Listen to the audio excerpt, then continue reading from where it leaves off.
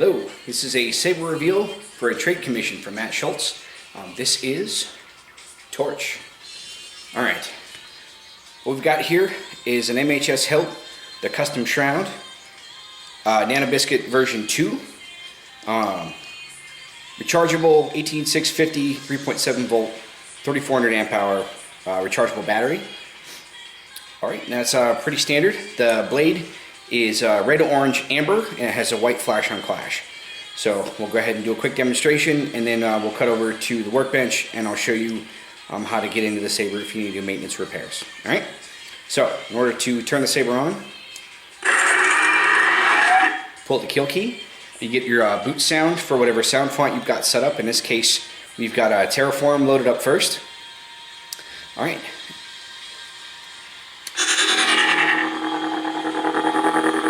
Got your speaker screen there.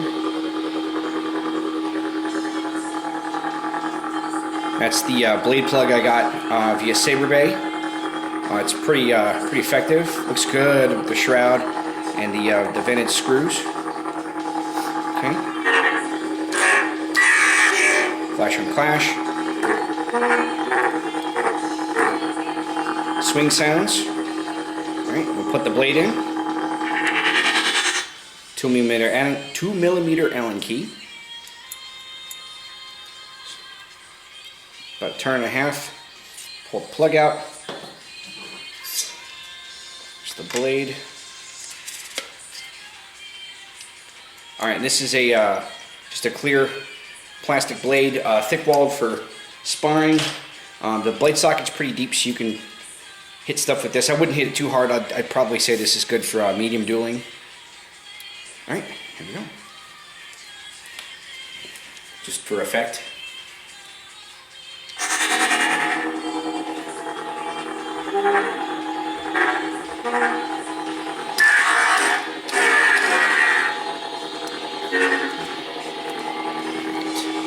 We'll go ahead and switch fonts.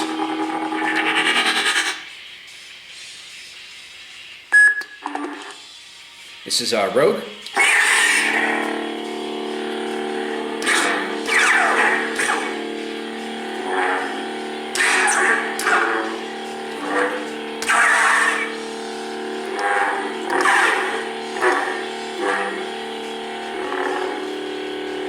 It's pretty straightforward.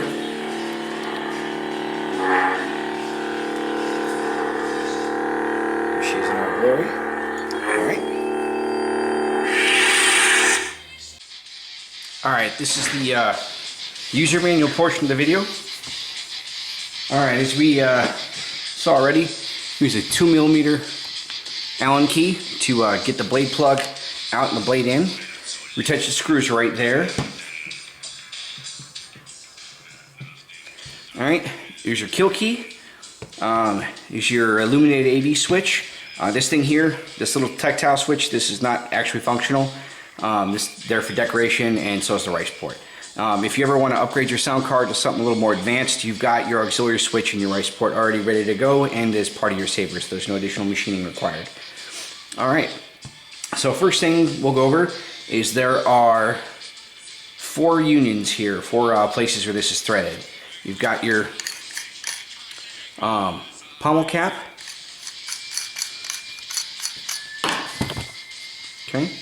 Your little insert here is held in place with the C-clamp, and then I've got the speaker grill glued in, and the glue did get in the C-clamp, so that's never coming apart. So it's pretty simple. If you want to upgrade your pommel to something a little more decorative, you can, and it just screws right in place. And as you can see, your speaker mount just fits nice and snug right inside the body there. Alright, next place, we've got the union is right here. We're going to go ahead and go all the way to the blade, the emitter.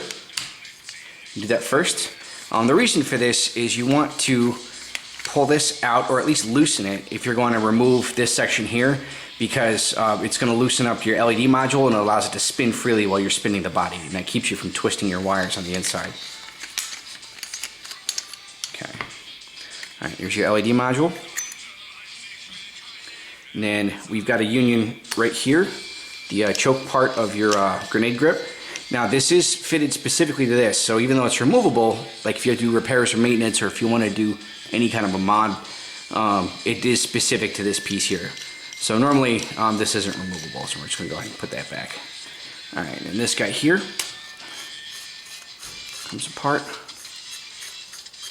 Now I didn't grease these because you want to have a little tension in here. Initially when I was putting it together, they were greased and they would come apart while I was handling it, and that wasn't really going to do. Alright, so first thing you're going to do once you get this out is you're going to disconnect your LED module, and you've got two JST clips right here. This one goes to all of your LEDs and your common ground, and then this one here has flash and clash is your white, and your high power LED is your black, and those are both negative. If you pull this out here, you've got a tee-off that goes to your blade holder, and then you've got this other one goes to your Nano Biscotte positive and negative on your board right there. All right, and then so if you need to, you'll disconnect those. You can leave one of them, like this one down here, you can leave connected, or you can disconnect it down here, and then right here, as long as 2 out of the 3 are disconnected, you'll be able to pull this apart just fine. All right. Next up.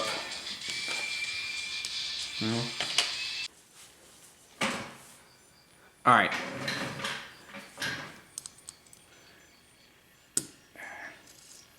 Pull out the set screw, the switch box.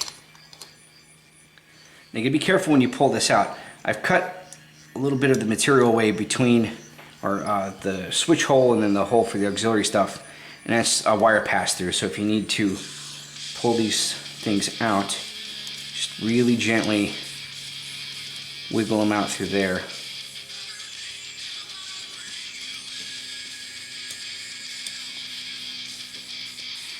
Alright, so your recharge port right here, you've got 2 JSTs, one going to your board, which I showed you up here, and then you've got one going to your battery, which is in there a little bit. Now you're going to carefully wiggle all this spaghetti out of here before you start unplugging stuff. That way you've got a little room to work with. Now some of these are, and they're pretty good, so you're going to have to use a pair of pliers to grab one side of the JST, usually the male end, and then just carefully pull. You don't want to pull too hard, because if you get too much force, you're going to yank your wires out, and you're going to have to do repairs. Alright, so as you see, we've got dyno ohm for your LED for your switch. That goes right into your power on pad on your board. You've got your ground for both the LED and the switch. Go to common ground, so I went ahead and just jumpered those directly over to the side of the recharge port that goes to the Nano Biscotte. And then you've got just bare items right there for your auxiliary switch and your rice port. Now once you've got all this disconnected, if you do want to remove your chassis down there, you're going to have to break the connection between your dyno ohm and your LED. So that's as simple as, you know, cutting away the shrink wrap and just taking a soldering iron to loosen those connections. Now you see where this has got the liquid electrical tape. You don't want to break it there. You want to break it where the shrink tubing is, so you can replace it later once you're done making your changes, your repairs. Alright, we're going to stuff this back in here, and we're going to try pulling the board out. Take a look at that. And that's done from below where I pulled the pommel insert out. So we're going to tuck all that back in there.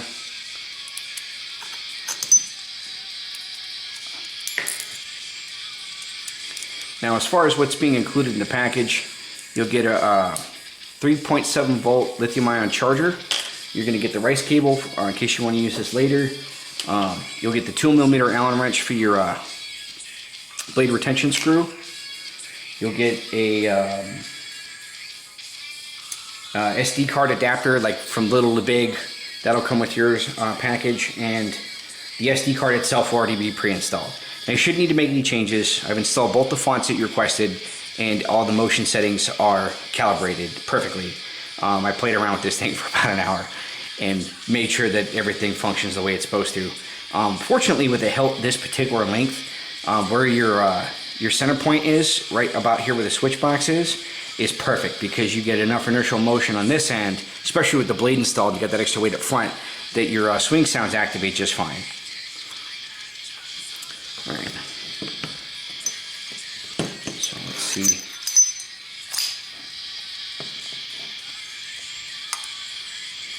Yeah, that's not going to come out unless you pull those screws.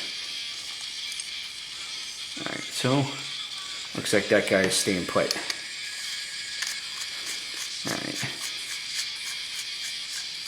Well, previous video I showed you how everything's wired down there, so nothing's changed at all other than I have the battery installed at this point. It looks different than the one you saw in the video because it's the one I put together today. It's got a higher amp hour, so the battery lasts quite a bit longer.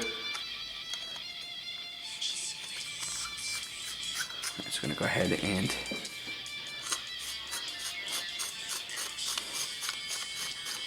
get that. Okay. In case there's any question about what I used to weather the Saber, I just used black metal enamel spray paint and paint thinner. Sprayed it outside in the box and just did the wipe down, did a couple of different layers. You want to hit it with some sandpaper first because the MHS parts come with a high polish. They're real pretty, so if you want that new car smell look, you can go with that. If you want the old weathered relic look, which is something I personally prefer, you go ahead and do your weathering.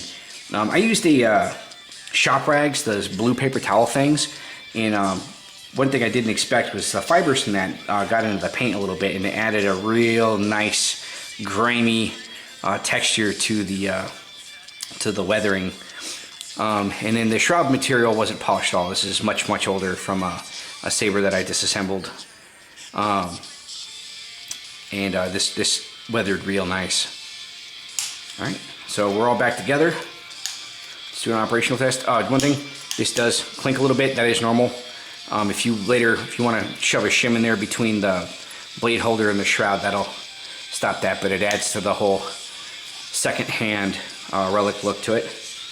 All right, so we're still good there, and we're good. If you have any questions, comments, concerns, hit me up on Facebook. Anybody else looking at the video reveal, if you have any comments, questions, leave them in the comments section below, or you could look me up on CustomSaberShop.com forums. Handle is Girot. Let me know what you think. All right.